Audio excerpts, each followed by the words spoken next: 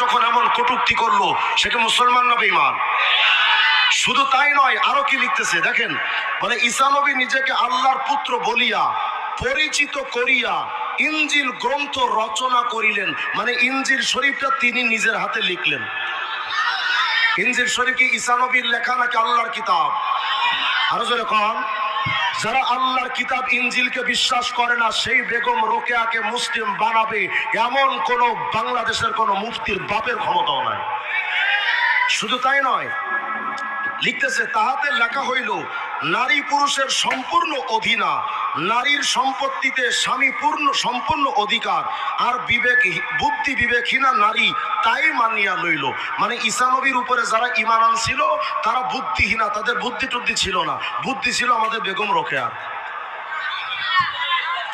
বলেন এইভাবে যেই লোকটা ইসলামের উপরে